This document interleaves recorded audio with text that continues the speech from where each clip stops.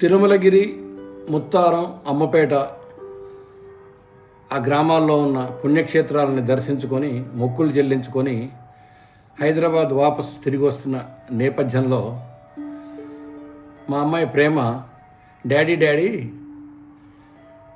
నీకు చిన్నప్పటి నుంచి కూడా చాలామంది తెలుసు కదా, అప్పటి నుంచి ఇప్పటిదాకా ఈ తెలిసిన వాళ్ళల్లో నిన్ను ఇన్ఫ్లుయెన్స్ చేసింది ఎవరు, ఏంటి, ఎలా, ఆ ఇన్ఫ్లుయెన్స్ చేసిన విధానం ఏంటి అని అడిగింది.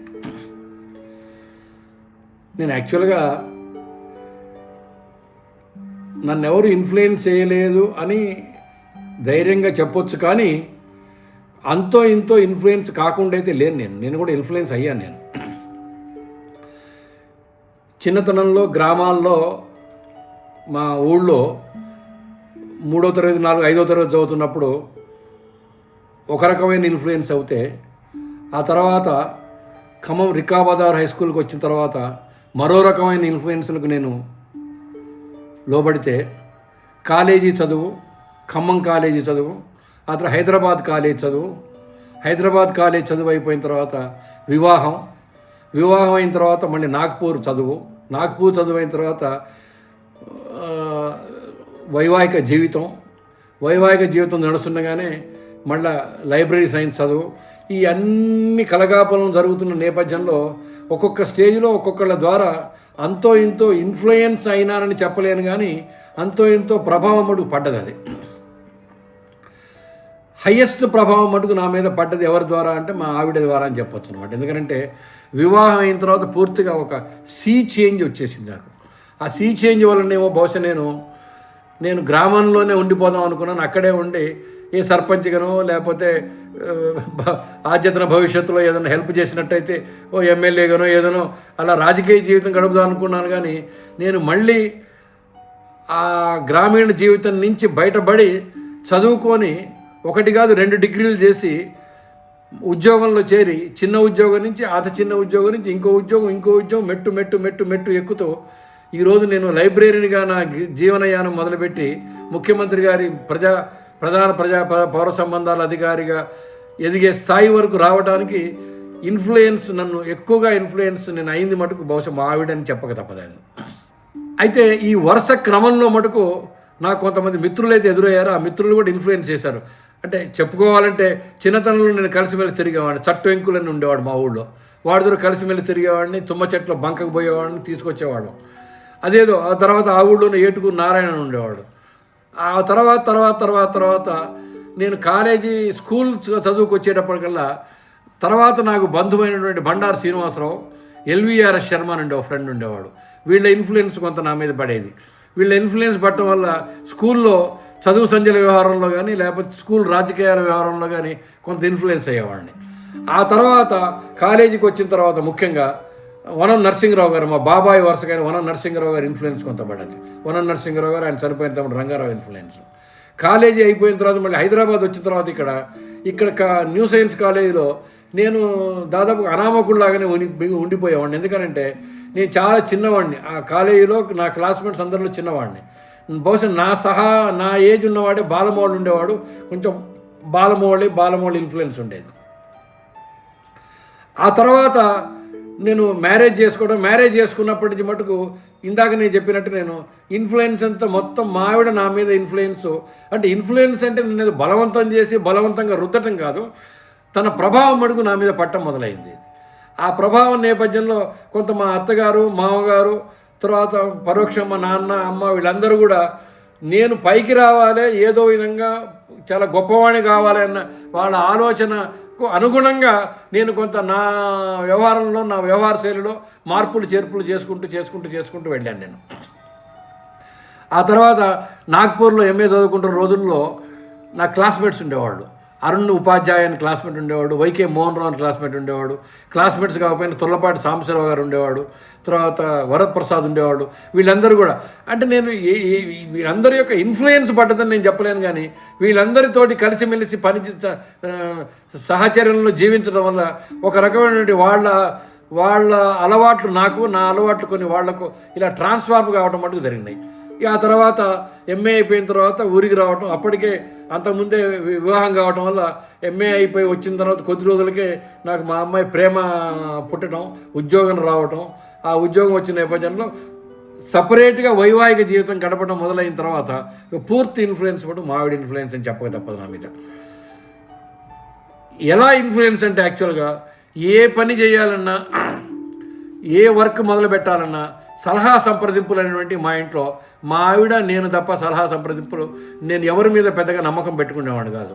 ఎంత చిన్న గడ్డు సమస్య వచ్చినా, ఎంత పెద్ద సమస్య వచ్చినా కానీ నేను సలహా తీసుకునేది మా ఆవిడ సలహా కానీ, నా చుట్టుపక్కల ఎంతమంది ఉన్నా కానీ వాళ్ళ సలహాలు ఎప్పుడు తీసుకునేవాళ్ళం కాదు. యాక్చువల్గా మేము ఏ రోజు కూడా ప్రతిరోజు తెల్లవారుజామున దాదాపు ఇటీవల కాలం వరకు, ఈ మధ్యనే కొంచెం ముసలితనం వచ్చిన తర్వాత కొంచెం ఆలస్యంగా నిద్ర లేవడం మొదలుపెట్టిన తర్వాత కొన్నింటికి మేము బయట చెప్పడం జరిగింది. కానీ తెల్లవారుదాము 4:30, ఎందుకనంటే నేను 12 సంవత్సరాలు బిహెచ్ఎల్ హైయర్ సెకండరీ స్కూల్లో పనిచేస్తున్న రోజుల్లో ఉదయమే లేచి వెళ్ళిపోవాల్సి వచ్చేది కాబట్టి 6:30కే వెళ్ళిపోవాలి కాబట్టి మాకు అంతకుముందు ఉన్న టైం మళ్ళీగా కాబట్టి తెల్లవారుదాము 4 గంటలు లేచి బేరీది వేసుకునేవాళ్ళం. ఏం జరిగింది, ఏం జరుగుతున్నది, మన పిల్లలు ఏంటి, పిల్లలు చదువు ఏంటి, ఎట్ట చదువుతున్నారు, ఏమిటి, ఏం చేస్తే బాగుంటుంది, వాళ్ళని ఎలా పైకి తీసుకురావాలి, ఇదే ఆలోచనలు మా మీద ఉండేవన్నమాట. మేము ఎంత కష్టపడి పైకి తీసుకొచ్చామంటే పిల్లల్ని నిజంగా బహుశా ఆ కష్టం వేరేవాడు పడుండరని కూడా నేను గ్యారంటీగా చెప్పగలను. అంటే వేరేవాడు పడుండరన్న మాట అతిశయోక్తిగా చెప్పడం లేదు, కానీ నిజంగా మటుకు మేమైతే కష్టపడ్డాం. మా పిల్లల్ని పైకి తీసుకొని వచ్చే విషయంలో మేము కష్టపడ్డాం. ఆ పైకి తీసుకొచ్చే నేపథ్యంలో మా ఆవిడ ఇన్ఫ్లుయెన్స్ నా మీద బాగా పనిచేసేది. అంటే ఏం చేయాలి వాళ్ళ విషయంలో, ఏ స్కూల్లో చేర్పించాలి, ఏ కాలేజీలో చేర్పించాలి, ఏది చేర్పిస్తే బాగుంటుంది, వాళ్ళ ఫీజులు ఎలా కట్టాలి, ఫీజులు కట్టలేని పరిస్థితుల్లో ఏ విధంగా ఆ కష్టాన్ని అధిగమించాలి అనే విషయంలో మా ఆవిడ సలహా సంప్రదింపులే నాకు బాగా నచ్చాయి. అయితే ఇక్కడ ఒక విషయం చెప్పుకోవాలి. నా పెళ్ళి కాకముందే మా ఆవిడకి ఒక ఆపరేషన్ జరిగింది అనమాట. యాక్చువల్గా ఆ ఆపరేషన్ ఏంటంటే దీని గురించి నేను 1-2 ఎపిసోడ్లు చెప్పడం కూడా తలసించింది, కానీ బహుశా ఇక్కడ ఏంటంటే బహుశా అప్రాప్రియేట్ అని చెప్పి మళ్ళీ దాన్ని రిపీట్ చేయాల్సి వస్తున్నది. ఆ ఆపరేషన్ ఏంటంటే అది ఎవరికి తెలియదు అంటే మాకు తెలియదు ఇంకా అప్పటికి. అంటే మేము పెళ్లి చేసుకోబోతున్న నేపథ్యంలో మాకు తెలవాలి కానీ తెలియదు అది. ఆ ఆపరేషన్ ఏంటంటే తనకు కిడ్నీలో స్టోన్ వస్తే ఆ స్టోన్ రిమూవ్ చేశారు. అది ఆపరేషన్ జరిగింది. ఆపరేషన్ జరిగిన నేపథ్యంలో పెళ్ళి అయింది. అది జరిగిన తర్వాతనే పెళ్లి జరిగిన తర్వాత యాక్చువల్గా నేను వయసులో నేను చిన్నవాడిని అయినప్పటికీ కూడా నాకు కొంచెం పెద్ద ఆలోచనలు అంటుండేవి. అంటే ఏం చేద్దాం నెక్స్ట్. నాకు పెళ్ళి అయిన తర్వాత కొంచెం చూచాయిగా తెలవటం తటస్థించింది, పూర్తిగా తెలవలేదు నాకు. మళ్ళీ నేను పెళ్ళైన తర్వాత మళ్ళీ నాగ్పూర్ వెళ్ళటం, చదువుకుంటున్న నేపథ్యంలోనే ఏమైందనంటే తనకు మరొక ఆపరేషన్ చేయాలంటాం. ఆ ఆపరేషన్ నేపథ్యంలో వాళ్ళ పెద్దన్నయ్య రంగారావు, రెండో అన్నయ్య మనోహర్ రావు నాకు ఉత్తరాలు రాసి ఇలా జరిగింది, ఇలా కిడ్నీ స్టోన్స్ వచ్చిన తర్వాత కిడ్నీ ఎట్రోపీ డెవలప్ అయింది, మళ్ళీ ఎట్రోపీ డెవలప్ అయింది కాబట్టి కిడ్నీ కూడా రిమూవ్ చేయాలి. కిడ్నీ రిమూవ్ చేసినా ఏం కాదు, ఒక్క కిడ్నీతోటే ప్రపంచంలో బతికేవాళ్ళు చాలామంది ఉన్నారు, బతకడమే కాదు అన్ఈవెంట్ఫుల్గా ఎన్నో సక్సెస్ఫుల్గా జీవితం గడపవచ్చు అనేటువంటిది వాళ్ళు నాకు చెప్పడం. ఆ చెప్పిన నేపథ్యంలో నేను ఆపరేషన్కి వెళ్ళడం, ఆపరేషన్ నిర్వహించడం, ఈనాటి వరకు కూడా క్వైట్ అన్ఈవెంట్ఫుల్గా 3 డెలివరీస్ జరగడమే కాకుండా చాలా అన్ని విషయాలలో అయింది. తనకు కిడ్నీ లేదు, ఒకటే కిడ్నీ ఉందనే విషయాన్ని ఏనాడు కూడా తన మనసులోకి తెచ్చుకోకుండా తన పని ఏదో తను చేసుకుంటూ పోయేది. యాక్చువల్గా నాకు చాలా ఆశ్చర్యం వేసేది, ఎందుకంటే తను కేవలం 9వ తరగతి వరకే చదువుకున్నప్పటికి కూడా దాదాపు గ్రాడ్యుయేట్స్, పోస్ట్ గ్రాడ్యుయేట్స్ కూడా ఇవ్వనటువంటి సలహాలు ఇస్తూ పోతుండేది. అంతేకాదు మా పిల్లల చదువు విషయంలో యాక్చువల్గా బేగంపేట పబ్లిక్ స్కూల్లో మా 3 పిల్లలు చదువుతుండేవాళ్ళు. ఈ బేగంపేట పబ్లిక్ స్కూల్లో చదువుతున్న పిల్లలకి 9వ తరగతి వరకే చదువుకున్నటువంటి మా ఆవిడ సాయంత్రం పూట కూర్చోబెట్టి వాళ్ళ హోంవర్క్లు చేయించడమే కాకుండా మరి ఎట్ట చేయించేది నాకు ఈనాటి వరకు అర్థం కాదు. ఎందుకంటే నేనేమో మార్నింగ్ వెళ్ళిపోయేవాడిని బిహెచ్ఎల్కి మార్నింగ్ వెళ్ళిపోతే మళ్ళీ ఈవినింగ్ వచ్చేవాడిని. ఈవినింగ్ వచ్చిన తర్వాత ఇంట్లో ఉండేవాడిని, ఇంటి పట్టున ఉండేవాడిని కాదు. ఈవినింగ్ రాగానే మళ్ళీ ఏదో ఫ్రెండ్స్ అని అదని ఇదని మళ్ళీ బయటకు వెళ్ళిపోయేవాడిని. తనే హోంవర్కులు చేయించడం కానీ, స్కూళ్ళకి వెళ్ళి ఫీజులు కట్టడం కానీ, లేకపోతే వాళ్ళని ఎలక్యూషన్ కాంపిటీషన్స్ కానీ, డిబేటింగ్ కాంపిటీషన్స్ కానీ, లేకపోతే UN డే సెలబ్రేషన్ టెస్టులకు కానీ ఎక్కడికి తీసుకెళ్ళినా తను తీసుకెళ్లాల్సింది తప్ప నేనేనాడు కూడా ఎప్పుడో ఒకప్పుడు పోయేవాడిని. ఒకవేళ వాళ్ళు ఎప్పుడున్నా రావటం ఆలస్యం అయితే వాళ్ళ అన్నయ్య గారిని బతికిలాడి కారు పంపించి పిల్లలు తెప్పించడం జరిగేది. యాక్చువల్గా ఆ రోజుల్లో బస్సులోనే మా పిల్లల ప్రయాణం అంతా బస్సులోనే, ఈ కార్లు గీర్లు ఇట్లాంటి ఏమీ లేవు. బస్సులోనే పోయేవాళ్ళు, బస్సులోనే వచ్చేవాళ్ళు. ఎప్పుడన్నా బస్సు మిస్ అయితే మటుకు వాళ్ళ అన్నయ్యని బతిలాడో ఎవరినో బతిలాడో మొత్తం మీద పిల్లలు తీసుకొని వచ్చేది. ఏది చేసినా తను చేయాల్సిందే తప్ప నాకు చాలా చాలా ఆశ్చర్యం వేసేది. తను పోనీ ఏమన్నా అప్పటికేమన్నా 25 ఏళ్ళ 30 ఏళ్ళ పిల్ల అంటే కాదు. నా కాపురానికి వచ్చినప్పుడు 16, 17 ఏళ్ళ పిల్లలు పుట్టినప్పుడు 17, 18 ఏళ్ళు, 17 ఏళ్ళు, 16 ఏళ్ళు. అట్లాంటిది ఏ 18, 19, 20 సంవత్సరాలకే పిల్లలు పెరుగుతున్న కొద్దీ 20, 22, 23 ఏళ్లకే తను చాలా బాధ్యతాయుతంగా ప్రవర్తిస్తుంటే that was the influence on me. అంటే మనం ఎందుకు ఇలా బాధ్యతాయుతంగా ప్రవర్తించకూడదు? ఇదే కాదు, నేనేమన్నా ఒక ఉద్యోగంలో ఉన్నానా, దాని తర్వాత సరే ఇదేమో BHL హైయర్ సెకండరీ స్కూల్లో ఉన్నప్పుడు. దీని తర్వాత యాక్చువల్గా మేము రియల్ ఛాలెంజ్ ఎప్పుడు ఎదుర్కొన్నామంటే, పురోహిత్ అని చెప్పేసి బేగంపేట పబ్లిక్ స్కూల్ ప్రిన్సిపాల్ ఉండేవాడు.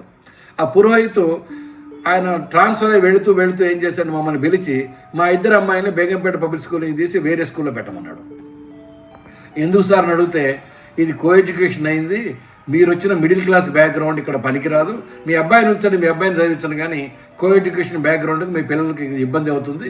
దాని తర్వాత అది కాకుండా కూడా నేను ఉన్నంతకాలం స్కాలర్షిప్స్ అదే వచ్చినాయి, నేను లేనప్పుడు స్కాలర్షిప్స్ రావడం కష్టం. అంటే దట్ వాజ్ బిగ్ ఛాలెంజ్. ఎట్లా మారిస్తే ఎక్కడికి మార్చాలి, ఎక్కడికి తీసుకెళ్ళాలి అన్నప్పుడు స్టాన్లీ గర్ల్స్ హై స్కూల్కి తీసుకెళ్ళడం విషయంలో కూడా it was the big challenge.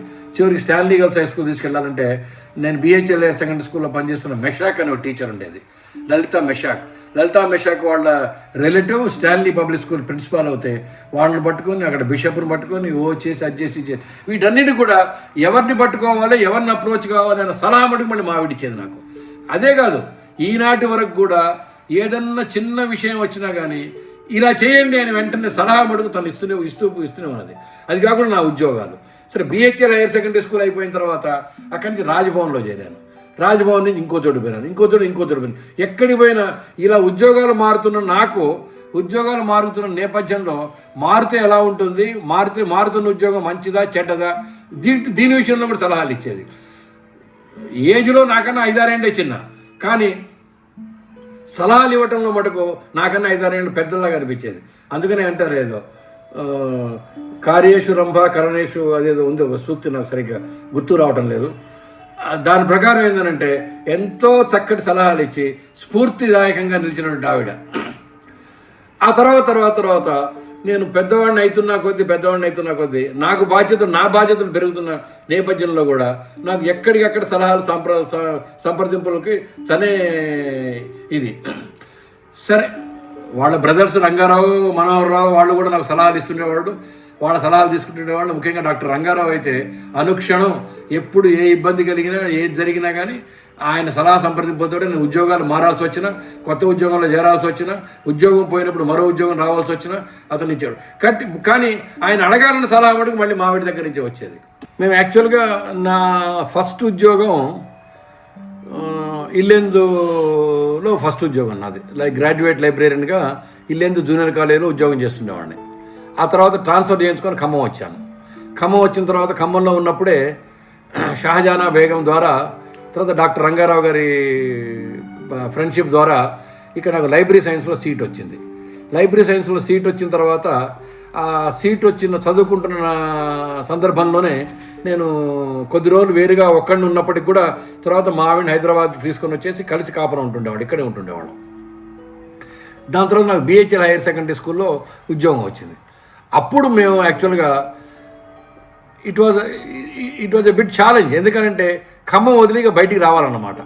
అప్పటి వరకు ఖమ్మంలోనే ఒక విధంగా తండ్రి చాటు బిడ్డలాగానే పెరుగుతున్నటువంటి నేను, మా ఆవిడేమో మేము కూడా అత్తగారి చాటు పెరుగుతున్నటువంటి కోడల్లాగానే మేము ఇద్దరం కూడా హైదరాబాద్ రావడం ఇది బిగ్ ఛాలెంజ్. హైదరాబాద్ రావాలి, కాపురం పెట్టాలి, ఇక భవిష్యత్తులో హైదరాబాద్లో ఉండాల్సిన పరిస్థితులు అనమాట అవి.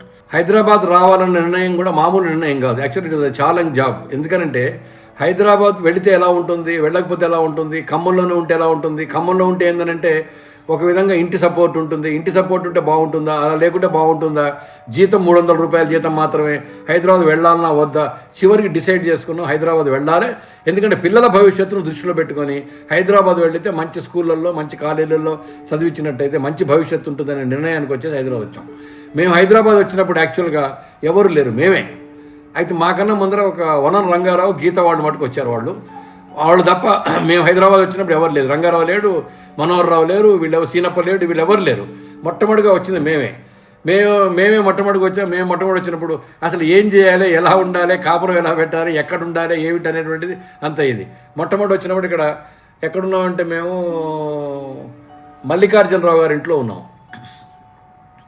మల్లికార్జునరావు గారు, బండారు మల్లికార్జునరావు గారు అని చెప్పేసి అశోక్ నగర్లో ఒక ఇంట్లో చిన్న గది ఒక కిచెన్, ఆ ఇంట్లో ఉన్నాం. ఆ ఇంట్లో ఉన్న తర్వాతనేమో అక్కడి నుంచి హనుమత్ ప్రసాద్, మా కోసిన్ల హనుమత్ ప్రసాద్ వాళ్ళకి ఒక ఇల్లు ఉంటే ఆ ఇంట్లో గ్యారేజ్ నుంచి లోపలికి పోయే చిన్న ఇల్లు ఉంటే అందులో ఉన్నాం. ఆ తర్వాత అలా ఇల్లు మారడం అనేటువంటిది మాకు ఒక ఇల్లు మారినప్పుడల్లా ఎలా మారాలో ఏంటి అన్న విషయంలో కూడా మంచి సలహా సంప్రదింపులు మంచి మావిడే. ఎందుకంటే నాకు పెద్దగా నేనేమో పొద్దున్న వెళ్ళిపోయి వచ్చేవాడిని. ఇల్లు వెతకడం, ఇల్లు పట్టుకోవడం, ఇల్లు కనుక్కోవడం, ఫలానా ఇంటికి పోవడం, చేరడం అనే విషయం కూడా మరి మావిడే చూసుకుంటుండేది. ఇక ఈ తర్వాత కొద్ది రోజుల తర్వాత డాక్టర్ రంగారావు వచ్చాడు, డాక్టర్ మనోహర్ రావు వచ్చాడు. మొట్టమొదట డాక్టర్ మనోహర్ వచ్చిన కొద్ది రోజులకి డాక్టర్ రంగారావు వచ్చాడు, మధ్యలో సీనప్ప వచ్చాడు, తర్వాత బండారు రామచంద్రరావు గారు వాళ్ళ ఫ్యామిలీ వాళ్ళు వచ్చారు. ఒక్కొక్కళ్ళు మా ఫ్యామిలీ అంతా పెరిగిపోయిన తర్వాత ఒక రకమైన గ్రూప్ థింకింగ్ వచ్చేసింది.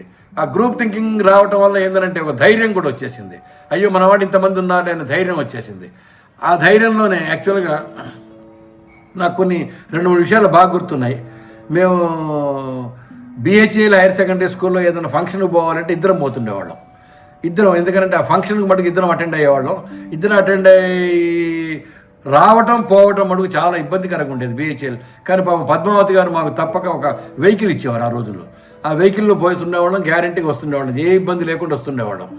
అయితే అదేవిధంగా ఈ స్కూల్లో మా పిల్లలు చదువుతున్నటువంటి వేరియస్ కాంపిటీషన్స్ కూడా ప్రతి కాంపిటీషన్లో మా పిల్లలకి first prize, second price, third price ఏదో ప్రైజ్ తప్పకుండా వచ్చేది. ముగ్గురు పిల్లలకు కూడా వచ్చేది. ఈ ప్రైజులు రావడానికి కూడా మళ్ళీ మావిడే కారణం. ఎందుకంటే నేను వర్క్ చేస్తున్నటువంటి బిహెచ్ఎల్ హైయర్ సెకండరీ స్కూల్ పిల్లలకేమో నేను నేర్పేవాడిని, మా పిల్లల మటుకు తను నేర్పేది.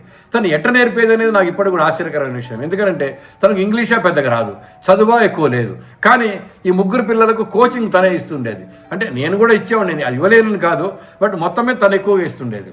సో ఆ విధంగా తను నాకు పక్కలో ఒక రకమైనటువంటి సపోర్ట్ లాగా ఉండేది. ఎంత సపోర్ట్ లాగా ఉండేదంటే ఆ సపోర్ట్ ఫ్యాక్టర్ కోసం నేను ఎప్పటికీ మర్చిపోలేను.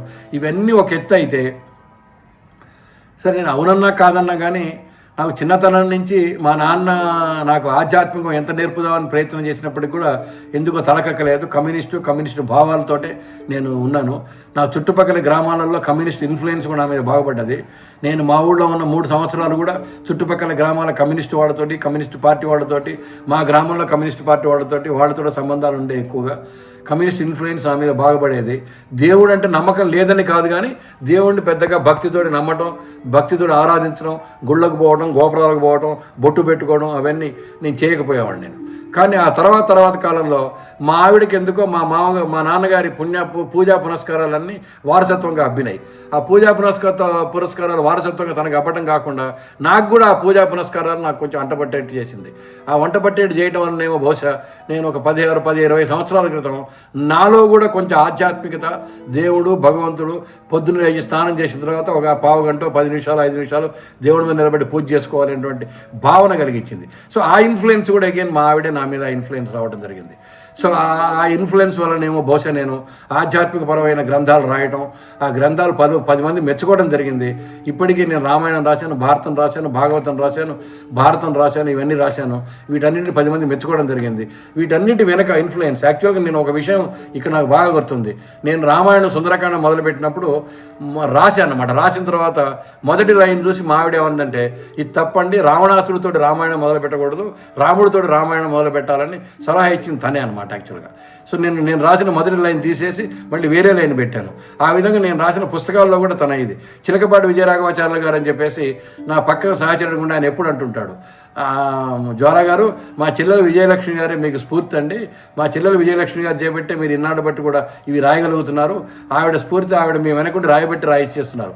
ఆ విధంగా మా ఆవిడ నాకు ఒక పిల్లల విషయంలోనే కాదు, పెద్దల విషయంలోనే కాదు, సలహాల సంప్రదింపులు మామూలుగా ఇవ్వడంలోనే కాదు, నన్ను ఆధ్యాత్మిక పరం వైపు, స్పిరిచువాలిటీ వైపు పూర్తిగా తిప్పడంలో కూడా తన ఇన్ఫ్లుయెన్స్ నా మీద ఎంతో ఉంది. యాక్చువల్గా ఆధ్యాత్మిక పరంగా మా ఆవిడ ఇన్ఫ్లుయెన్స్ నా మీద ఎంత పడ్డదనంటే, నేను ప్రస్తుత కాలంలో ఉదయం స్నానం చేసిన తర్వాత దేవుడి దగ్గర ఒక 10-15 నిమిషాలు నిలబడి పూజ చేసుకోకుండా ఉండలేనటువంటి పరిస్థితికి వచ్చేసింది. ఇది గత 20-25 సంవత్సరాల బట్టి చేస్తున్నాను నేను. అంతకుముందే చేయలేదు నేను. అంతకుముందు నాకు అలవాటు లేదు. నేను స్నానం చేసేవాడిని, వెళ్ళిపోయేవాడిని. అంటే నేను నాన్ వెజిటేరియన్ తిన్నానని చెప్పలేను, కానీ తినలేదనైతే అనలేను. నేను 1-2 సార్లు ముట్టుకున్నాను. ఇప్పుడు ఆ నాన్ వెజిటేరియన్ జోలికి పోను. అసలు నాకు మొదటి నుంచి సిగరెట్, బీడీ అలవాటే లేదు, ఏమీ లేవు. సో ఆ ఇన్ఫ్లుయెన్స్ కూడా మా ఆవిడ వలన నా మీద ఇన్ఫ్లుయెన్స్ పడ్డది. నేను ఈ రోజున ఉదయం దేవుడి దగ్గర పూజ చేసుకున్న తర్వాత రామాయణం చదువుకోకుండా ఏ పని చేయను. రామాయణంలో ఒక్క పేజీన ఏ రోజు చదువుతాను నేను. ఇది గత 20 సంవత్సరాలు బట్టి చేస్తున్నాను నేను. గత 18 సంవత్సరాలు అనుకోండి. అదేవిధంగా రామాయణం రాస్తానంటే నాకు ఏది కూడా చదివిన తర్వాత రాయడం అలవాటు. రామాయణం పూర్తిగా రాయడం అయిపోయిన తర్వాత ప్రస్తుతం మటుకు ఏ రోజు కూడా నేను వెంటనే కంప్యూటర్ తెరిచి శ్రీరామ అని రాయకుండా నెక్స్ట్ వర్క్ మొదలు పెట్టాను నేను. అదేవిధంగా మాకు కొన్ని నమ్మకాలు ఉన్నాయి. మా ఆవిడకి మరి ఆవిడ సంకల్ప బలమో ఏమిటో నాకు తెలియదు, కానీ ఆవిడ దగ్గర ఒక మహత్వం ఉంది. ఏ మహత్వం ఏంటంటే ఒక డబ్బా పెట్టడం అనే మహత్వం ఉంది. ఆ డబ్బా ఏంటో మా పిల్లలకి అర్థం కాలేదు, ఇంతవరకు మాకు అర్థం కాలేదు. కానీ ఎవరికన్నా ఏ ఇబ్బంది కలిగినప్పటికి కూడా, మా పిల్లలకు కానీ ఇబ్బంది కానీ లేకపోతే ఏదైనా మంచి జరగాలనుకుంటే కానీ డబ్బా పెట్టమ్మా అని పిల్లలంతా వచ్చి ఎగబడతారనమాట. ఆ డబ్బా ఏంటో నాకు సరిగ్గా చెప్పలేదు, కానీ ఆ డబ్బా ఏమిటంటే ఆ డబ్బా పెట్టి ఏదో చేస్తుంది, ఏదో పూజో గీజో ఏదో చేస్తుంది. ఆ డబ్బా పెట్టిన 1 వారం రోజులకు 10 రోజులకు వెంటనే అది కాకుండా సంతోషిమా వ్రతం పడతానంటుంది. సంతోషిమా వ్రతం పట్టిన వెంటనే immediately within 1 day 1 week 1 week కూడా కాదు, 1 డేలోనే ఒక మంచి జరుగుతుంది. అదేవిధంగా మాకు మొదటి నుంచి కూడా, చిన్నప్పటి నుంచి కూడా మా వంశపారంపర్యంగా వస్తున్న అలవాటు ఏంటంటే, తిరుపతి వెంకటేశ్వర స్వామికి మాకు వచ్చే ఆదాయంలో 1% ఆఫ్ అవర్ ఇన్కమ్ మేము తీసి పక్కన పెట్టి, ఆ 1% ఆఫ్ అవర్ ఇన్కమ్ తోటి మేము తిరుపతి పోవటం, అక్కడ దేవుడికి మొక్కులు చెల్లించుకోవడం అనేది చేస్తూనే ఉన్నాం. అది కూడా ఆ ఇన్ఫ్లుయెన్స్ మా నాన్నగారి దగ్గర నుంచి మాకు వచ్చింది. కానీ బట్ ఆ ఇన్ఫ్లుయెన్స్ని దాన్ని ఆ ఆచారాన్ని కాపాడుతున్నది మనకి మా ఆవిడే. ఎందుకంటే ఎంత బలవంతం చేసినా సరే నెల జీతం వచ్చి రావడంతో మొట్టమొదటి నెల జీతంలో 1% డబ్బు తెచ్చి ఇచ్చిన తర్వాతనే మిగిలిన పని చేయమనేటువంటి చేసింది. ఈ విధంగా రకరకాల విధాలుగా స్ఫూర్తిదాయకంగా ప్రభావవంతంగా నా ఇన్ఫ్లుయెన్స్ తోటి నా మీద నన్ను పూర్తిగా ఆధ్యాత్మిక వైపు తిప్పినటువంటి ఘనత మటుకు మా ఆవిడదే.